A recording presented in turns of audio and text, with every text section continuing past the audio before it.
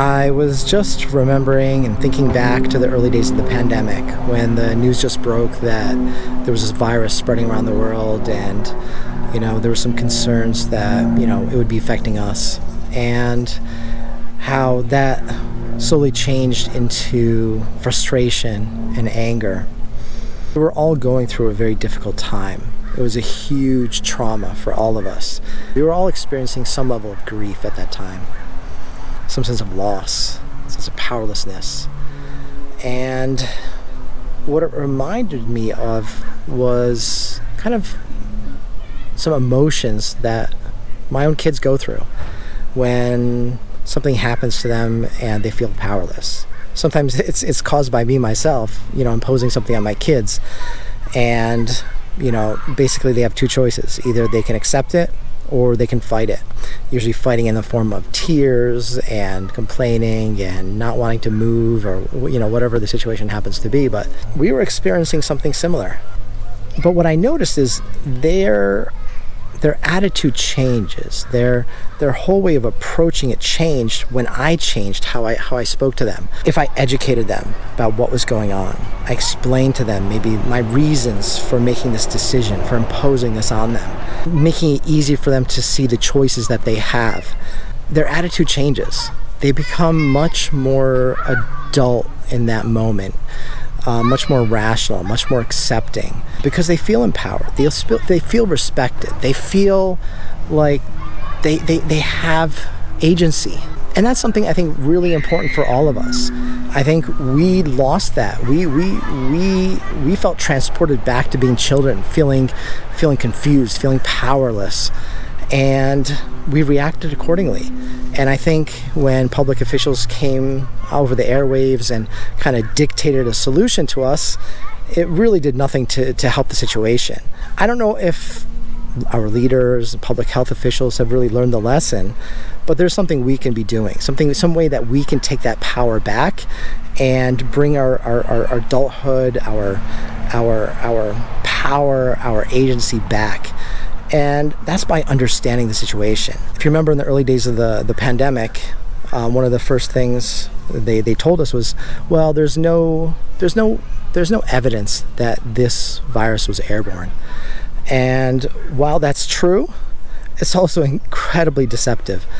And the reason is this: there's no evidence that it was airborne. Equally, there's no evidence it was not airborne, because there was no evidence of anything. We didn't even know this virus. We knew barely anything about it. So why did they choose that wording? Why? Because they wanted to get a certain outcome. And that's a really important thing to understand. Whenever somebody says there's no evidence of, we need to push hard on them. Okay, well, is there any research? Okay, you say there's no evidence of this. Well, is there any evidence of the opposite? So it's not something we can just leave sitting there on the table and just accept it as a fact. Even though it may be truthful on its surface, there's more to the issue than we're being told. That's the first thing I took from it, and I hope helps you in the future. The other thing is, while I'm critical of Fauci for doing this, I also understand. And I respect him. Actually, I like him. He did a great job. But in order to fully appreciate, in order to fully, empower ourselves, we need to understand more about him and his perspective. He's a physician, but he's not my physician. He's not your physician. He's not giving us individual advice that's best for us in our lives. He's giving us advice that's best for our public health system, for the society at large. And that's an important distinction. That's really important to remember, because his concern isn't, like I said, me or you. His concern is society. And so when he said, there's no evidence it was airborne, well, then why are the doctors, scrambling to find masks, surgical masks, and N95 masks? Well, because they knew that this virus was spreading quickly, and that was concerning. That indicated it could potentially be airborne, and they wanted to make sure they could protect themselves. But this wasn't told to us. Why? Because for the good of the public health, we didn't have enough masks to go around, which is another failing. That's a whole other conversation. But given the fact that we had limited masks, where should those masks go? And the determination was made that, well, it's best that doctors have those masks. And the cold hard truth is, yes, that's true. But we weren't respected. And so, we saw these contradictions, we saw these lies, and they lost our trust as a result.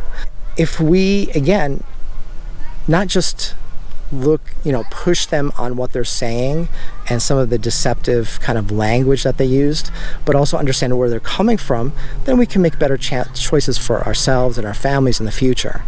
And that's really the second point I want to make. Understand who is the person that's talking to us and what's their, for lack of a better word, what's their agenda? What's their job? Because we're all very good at doing our jobs, and we're increasingly better at doing our jobs, also increasingly bad at looking at the big picture and really thinking about others and society at large. And in the process, we're destroying the trust that people have in leaders. So, like I said, I don't think we can count on, leadership changing how it approaches us. But one thing we can do is empower ourselves with tools like this so that we can understand in the future when people say things, what's really going on. So, hope this helps. Thanks for listening.